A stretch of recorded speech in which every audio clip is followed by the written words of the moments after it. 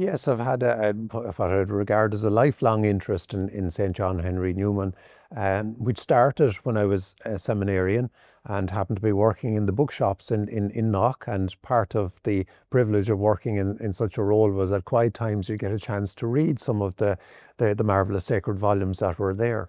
And one of the books that I really thoroughly enjoyed was the spiritual classic called the Apologia Pro Vita Sua, which is St. John Henry Newman's spiritual autobiography. And for me, it ranks up there amongst St. Augustine's Confessions, or Thomas Merton's Seven Storey Mountain, or Teresa of Avila's works, or St. Teresa of Lisieux. And I was really taken by, first of all, his literary style. The beautiful way he had of expressing himself, the wonderful English that was used. And he was just an outstanding theologian and a very unique way of expressing, I suppose, deep truths, the truths of our faith, and thoroughly enjoyed that. So that was going back maybe 30 years ago.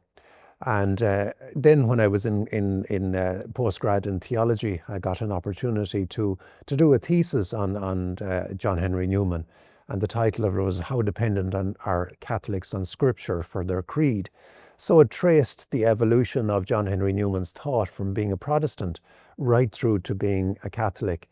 And I read practically everything I could get my hands on in terms of his original works and so much of the secondary volumes that were written on him. It was great to get the opportunity to commit some of the ideas that were percolating in my head and to put them on paper.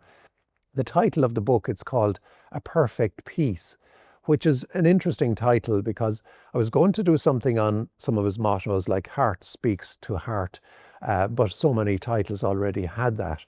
And I was intrigued by the title A Perfect Peace because it was something that Newman felt he got when he went through a very arduous and difficult and almost tortuous time of that conversion and being ostracized by his community, his family, those in the Anglican Church, and entering into this new relationship with the Catholic Church.